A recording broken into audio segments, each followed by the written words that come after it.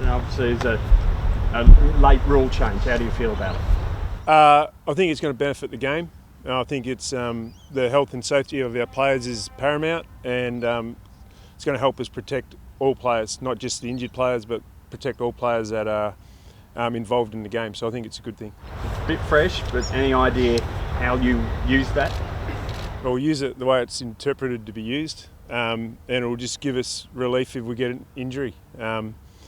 I think back to the game against West Coast we played. You get Rory Lobb injured early in a game, you're able to bring someone else into the game, which not only helps replace that injured player, but also helps protect everyone else on the field. So yeah, I think it's a good call, even though it's a late call. It's a good call by the AFL. Are you happy to blood players that way and have them potentially sit for a large portion of the game? I think it's an opportunity to do that. It's an opportunity probably maybe to play players who are on maybe restricted game time. Probably haven't looked at it in too much depth. I think it's got to complement your team as well. So if you feel like you're short in a certain area, I think you've got to complement that area of the ground. So we'll have to have a bit more of a deeper dive into it later on.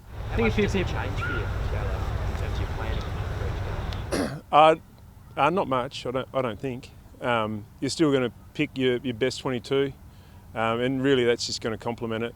I think we might be able to use it for some younger guys. We might be able to use it for some guys returning who are on lower game time. But we might, I think we've got to make sure it complements our side as well. So, quite often you pick a team where you can swing players back or swing players forward, and you're a little bit short if one area of the ground goes down. So there's a lot that goes into it. We'll probably spend an extra hour during the week discussing who the sub player is, which will be fun for the assistants. But it's week by week. We'll probably change a little bit. Justin, are you comfortable that the provisions in place will prevent it being sort of rorted by the system? I mean, coaches are always looking for an advantage. Are you comfortable with those provisions? Don't look at us like that all the time. We're not always looking to rot the rules. I think I'm pretty comfortable with the explanations the doctors have to give the AFL with a sub.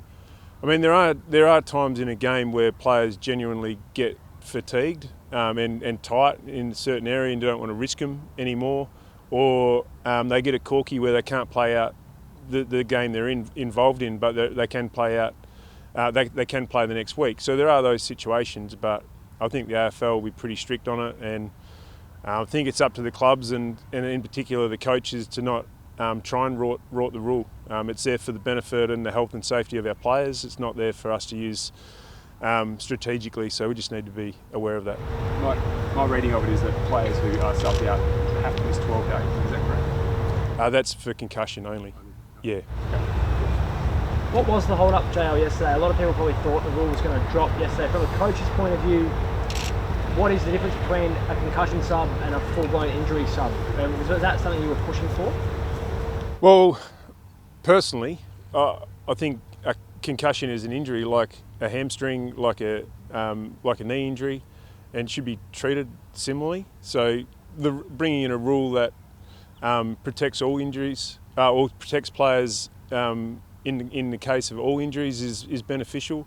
I think the hold-up was based around making sure they get it ticked off by the commission, but also making sure that they'd thought of all the parameters that needed to be in place with the rules. So personally, we play on Saturday. I don't mind it taking an extra 24 hours. The coaches who are coaching on Thursday night might think differently, but for us it's no worries. Got some exciting news. Lloyd Meeks going to make his debut. Was that a no-brainer, or how did it come about? It's a no-brainer really because of his performances over the pre-season. I just said to him in there that I don't think there's anyone at our club that's worked on their game over the pre-season more than Lloyd. I don't think. He stepped up to every challenge that we've thrown at him, both throughout the pre-season and in the games that he's played, and he deserves it. It's going to be a massive challenge for him on Saturday against Melbourne, but one he's ready for. So yeah, I'm excited to see how he goes. We've seen how physical Josh Tracy can be. Have you had to have a chat with him about the way he tackles, the way he goes about his footy? Yeah, Yeah, it's a thing in his game that he needs to stamp out. Otherwise, he'll be in this situation more often. So, like all our players, they've all got things they need to work on. Something he needs to work on is probably going to cost him a couple of weeks. So, he needs to get that right. Not sure if you're across this, so forgive me if you're not. If he is suspended tonight, does some of those suspensions come off games that Peel will be playing in the pre-season, or will he miss the first 5? No, our understanding is that those games will come off waffle home and away games. So we'll work through that after we get through tonight. We'll work through what that looks like and see if there's any way around it. But yeah, that's what we understand at the moment. In terms of your team makeup this weekend, are you expecting Nat to play more time forward, considering the play before stocks coming out of the offset? To be honest, I don't think our planning with Nathan changes much at all. We want him to impact the game. We want him to play. We want him to play wherever he can impact the game most. If that's in the midfield, it's in the midfield. If we're getting good midfield supply and we feel like that's in the forward line, we want him forward. He's clearly one of our best players, if not probably our best player. We want him to impact the game as much as we can. So we'll just weigh that up. What do you expect from Melbourne? Is it hard to get a gauge round one? Oh, not really. I think in their only televised game they were a little bit off around the contest, but from what I've seen from them over last year in their first scrimmage match against Richmond, they were really good around the contest, and that fuels a lot of their game. So the midfield's obviously really strong and helps fuel that contest and field position, and we expect no different from them on Saturday. Lloyd's obviously in. If Sean gets through today, will he play? He'd have to get through in flying colours. Probably feel like he's missed a lot of the pre-season. And I've always said it's been touch and go for round one. We'll do some 18 on 18 out here, and if he gets through that with flying colours and feels really confident, we'll consider him. Gut feel is it might need another week. Personnel-wise, what are your forward options? Again, we've got to get through training.